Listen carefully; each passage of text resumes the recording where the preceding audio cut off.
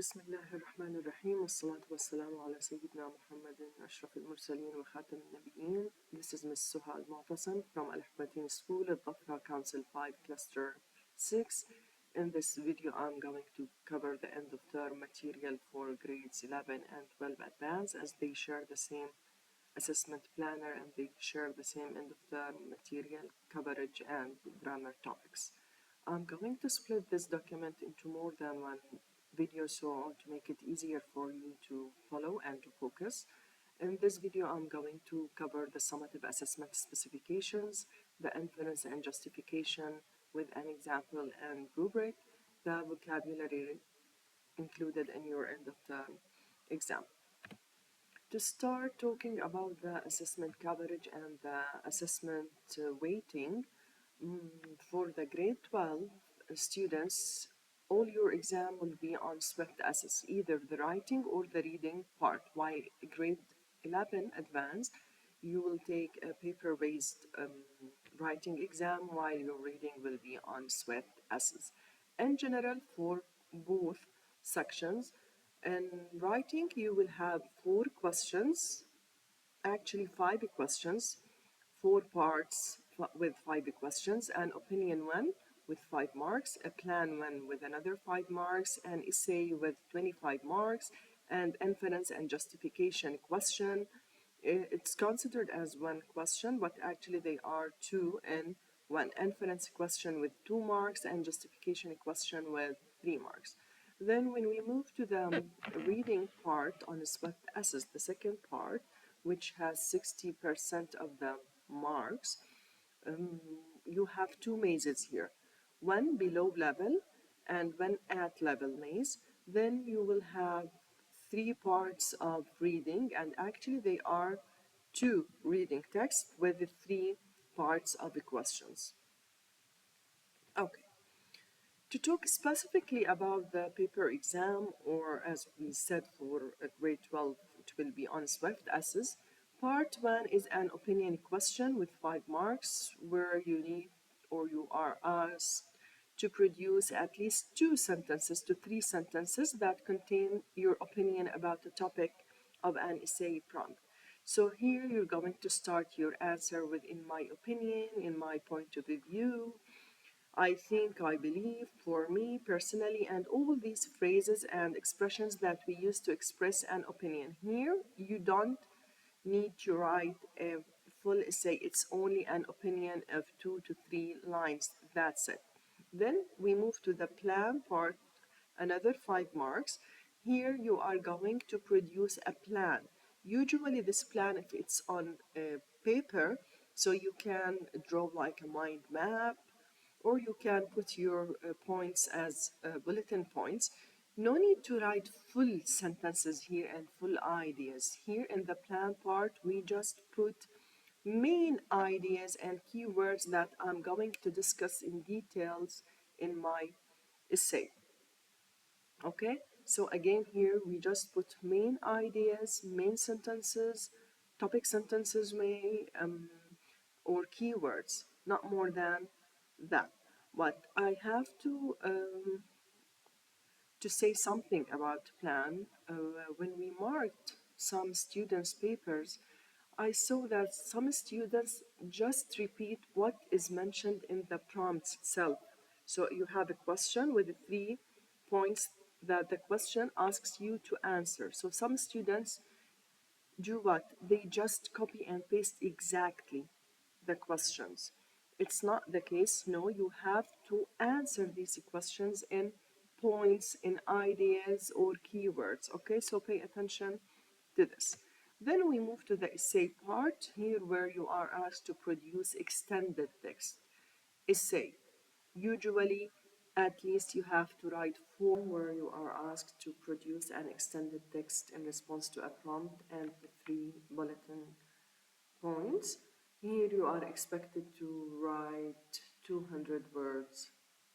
Okay, so here you write in details. You have to write at least 4 to 5 paragraphs, starting by an introduction and the techniques of an introduction, starting by a hook to attract the audience, Then you can compare between the past and the present according to the topic, or you give background information about the topic, or you may talk about your personal experience about this topic.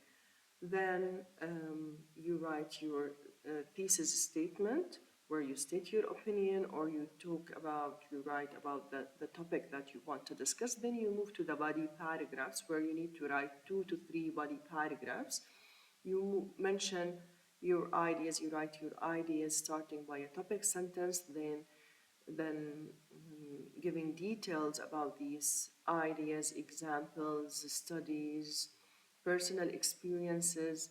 Then you finish each paragraph with a conclusion sentence. Then the conclusion paragraph at the end of the essay, where you wrap all the ideas that you talked about, restating your opinion, paraphrasing your opinion, and new words. Here, this part has 25 marks. Then we come to part 4, where you are asked to reading text, let's say, or a passage of 450 words. The answer is not mentioned explicitly in the text. It's inference, which means istintaj. So the answer is implied, not mentioned explicitly but implicitly. It's implied. So according to your understanding and your fully understanding of the text, you can answer this inference question. This inference question has only 2 marks, and I'm going to tell you about the rubric and what you need to put in the inference part. Then you need to justify your answer for the inference one, where you need to put evidence from the text that makes your answer is the best answer, or is the model answer, or the correct answer for the inference. Okay, justification. This part has 3 marks.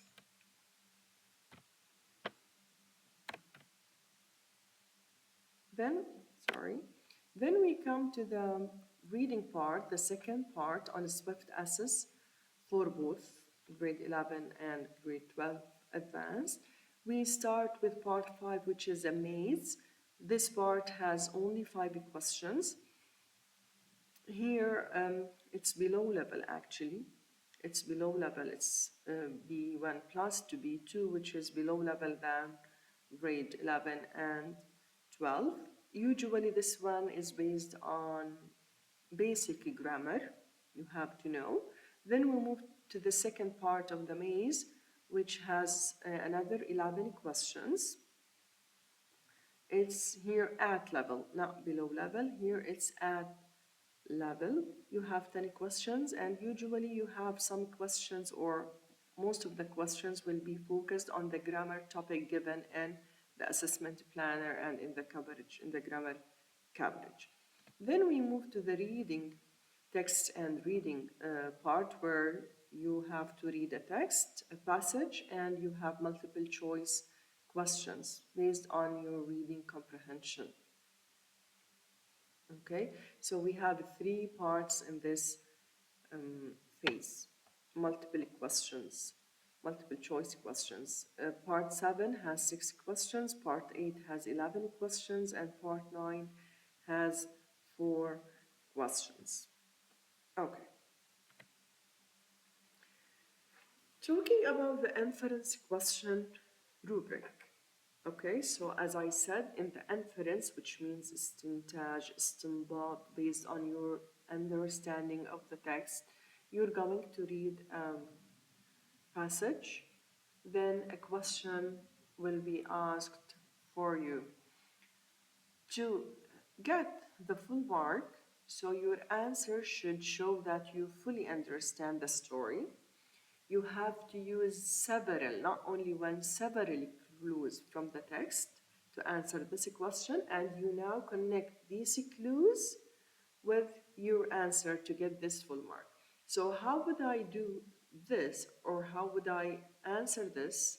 I can start by this sentence. I can infer that,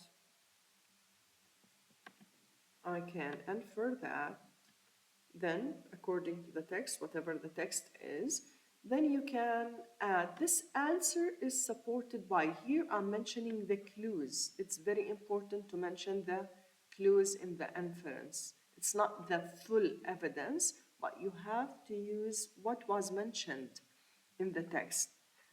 Okay, so I can say that this answer is supported by the author's concerns about, or by the author's mentioning of, or by the author's ideas about. Then you mention the clue. I'll give you, we're going to read this short story and we have an inference question on this one, then we'll see the model answer for this. Let's read. Selma was a bright, adventurous girl who loved exploring the bustling markets of her hometown. One day, after returning from a crowded festival, she started feeling unusually fatigued and developed a high fever. Her parents, worried by her persistent cough and worsening symptoms, took her to the doctor, who diagnosed her with a highly contagious virus that had been spreading in the region. To prevent further transmission, Selma was placed in quarantine at home, where her family strictly followed hygiene practices and limited contact with others. Despite the isolation, Selma remained optimistic, spending her days reading books and video chatting with friends, knowing she was playing a crucial role in protecting her community. So, this is a short story about a girl who got infected with a virus. Okay, so inference question is, what can you infer about Selma's attitude towards her quarantine and its impact on her community? The answer is not mentioned explicitly in the text. No word is mentioned about her attitude. Yeah, but we understand that it seems that she was or she is a responsible person by mentioning that she is optimistic. Okay.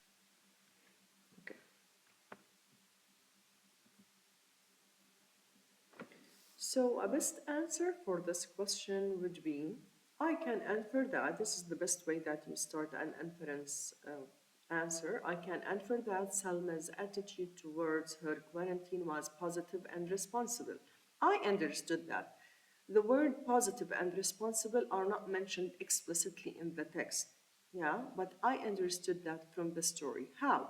This was supported by mentioning that, or by the author mentioning that despite the isolation, she remained optimistic and engaged in activities that kept her connected with friends. Yeah, so when she accepted the quarantine and understood the importance of it, that suggests that she was aware of her role in protecting her community, indicating maturity and a sense of responsibility in preventing the spread of the virus. So here I put my inference. This is my inference, and here what I put here is my clues. The isolation is mentioned in the text. Yeah, the word optimistic also is mentioned in the text. Engaged in activities like reading books or chatting, video chatting with friends, also mentioned in the text. Yeah, knowing she was playing a crucial role, this is a clue also. So I put all these clues in my inference question. Okay. Now, to move to the justification, in the justification part, okay, so to get the full mark, you have to explain in detail why your response is the best answer to the question.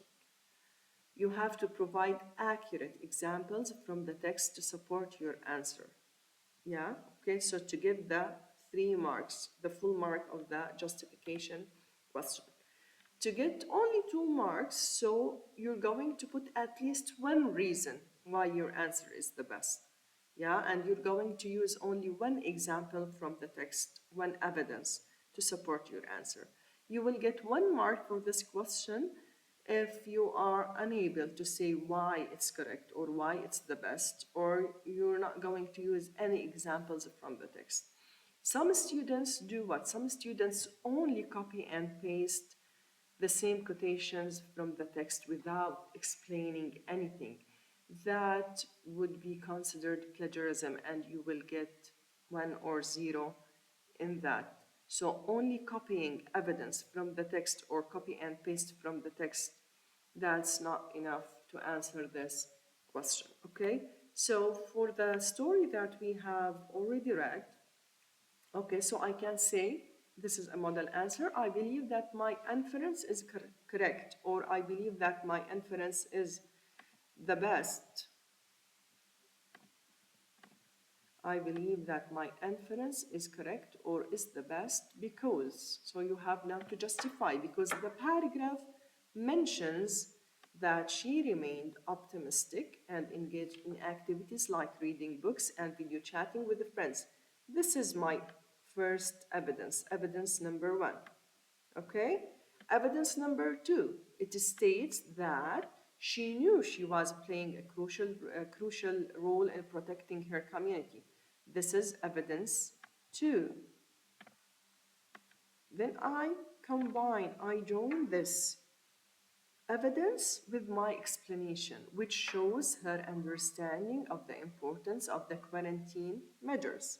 Also, another evidence, her family's strict adherence to hygiene practices and limited contact with others further supports the inference that they were all committed to preventing the virus's spread.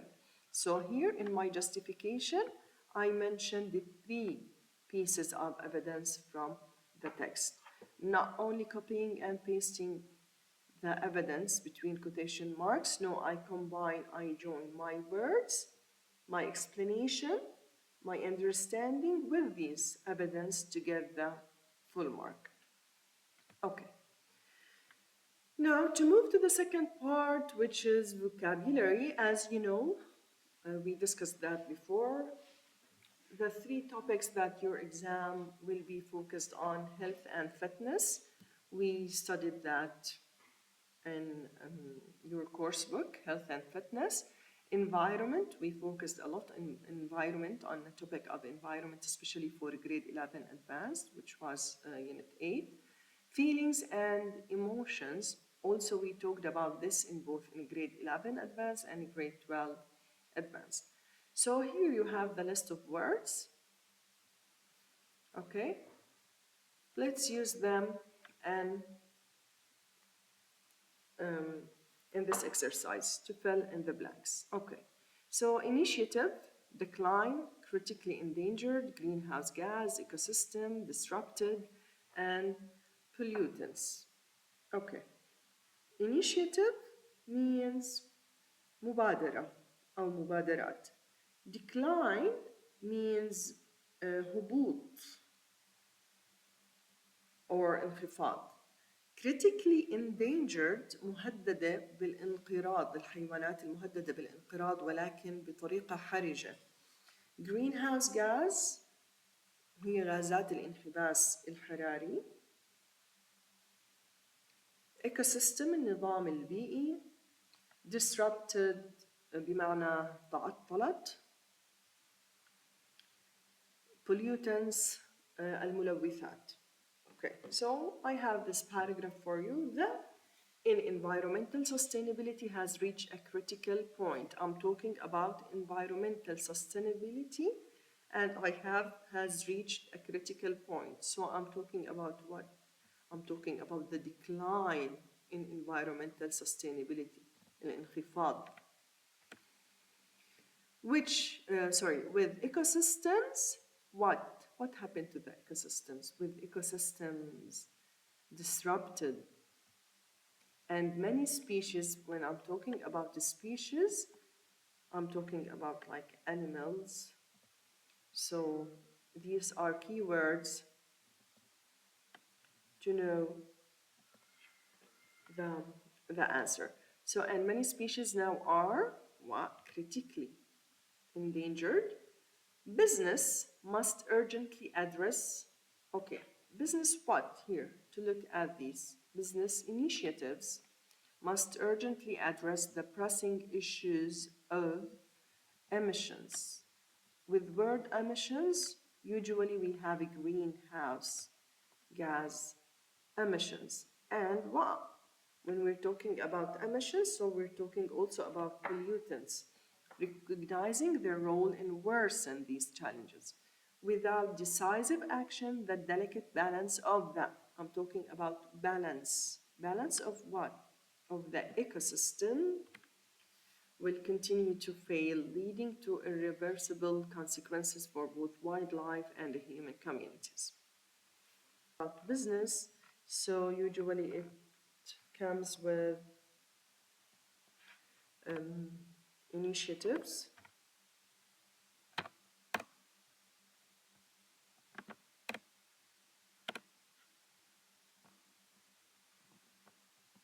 Okay, have seen what? Business initiatives have seen a decline, posing critical threats to our environment. What is or what are disrupted? Disrupted usually comes with ecosystems. So ecosystems, sorry, this one should be capital letter as we start the sentence with. Sorry for this punctuation mistake, capitalization. Okay, so ecosystems are disrupted and many species are now critically endangered. The unchecked release of, I have the word release, so I'm talking about greenhouse gas and pollutants worsens these issues, threatening the balance of our natural world. It's essential for businesses to prioritize sustainability efforts to prevent further harm and safeguard our planet's future. So these words are related to first topic, which is environment. Okay, to come here, we're talking about health and fitness. We have these words. We have this list of words. Appetite, which means shahiya. Fatigue, تعب or fatigued, متعب, more than being only tired. Fatigued, مجهد, more than only being tired. Naja, which means العيان أو الغثيان, when you feel that you want to vomit. Fever, حرارة مرتفعة. Contagious, when we describe diseases as contagious, معدية وسريعة في الانتشار. Transmit, تنتقل. Usually viruses transmit by contacting people. Yeah, okay. So let's fill in the blank here. The harsh, what? The harsh had drained her of energy. When you are sick, you feel that you are drained of energy. That is because of high or harsh fever, حرارة.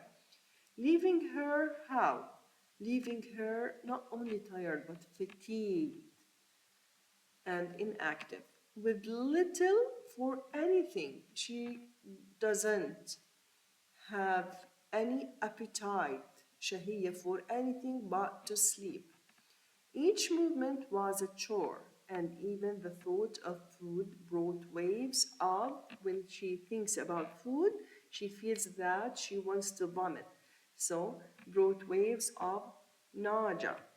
She knew she was, wow, she was contagious. I need an adjective to come here after was. She was contagious. The illness poised to, what?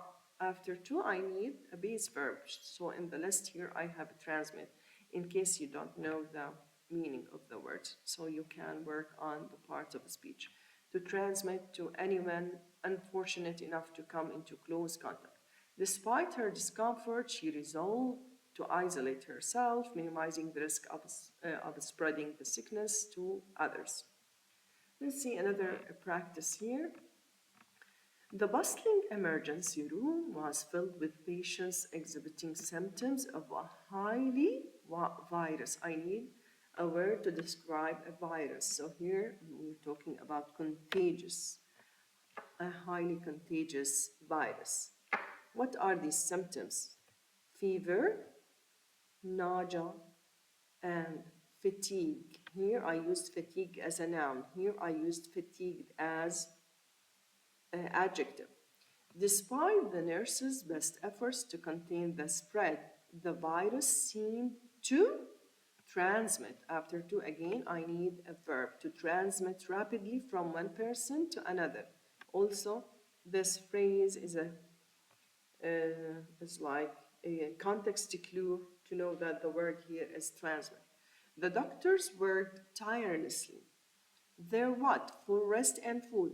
Once I have food, I know that I'm talking about their appetite for rest and food overshadowed by the urgent need to treat the arrival of sick individuals. So this is the second topic you have in your end of term assessment, which is health and fitness. The third topic, which is emotions and feelings. So here we're talking about anxiety, الأرق والقلق الشديد, stressful, rewarding. Rewarding means when you do a job that gives you the feeling of being happy and satisfied. Okay, workload, ضغط العمل.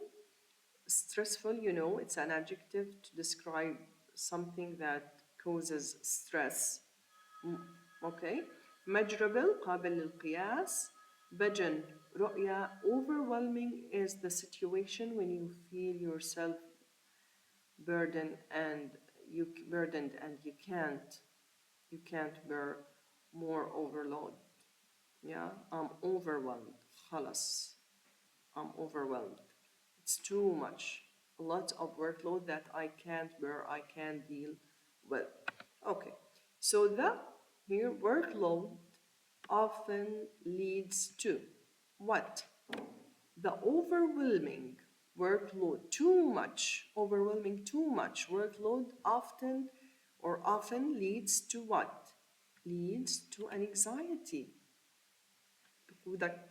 للقلق الشديد, للأرق, للإرهاق الشديد, توتر, and makes the job what? Stressful. بيجعل العمل موتر. But if you have a clear what? Clear vision. You know what you want. You know your goal. And setting what? Measurable goals. When I have goals, usually it comes with measurable, قابل للقياس. Make the experience incredibly rewarding. At the end, it will give you the satisfying feeling at the end. Okay, another practice here, starting a new business can be also overwhelming. Filled with what? Filled with anxiety and stressful decisions. However, with a clear vision and measurable milestones, the process can become manageable and ultimately rewarding despite the heavy workload. So I hope that this may help you to understand these words. So we used all the words in different contexts. I'll stop this video here, okay? Then in another one, I'm going to start explaining the grammar topics. Thank you for listening.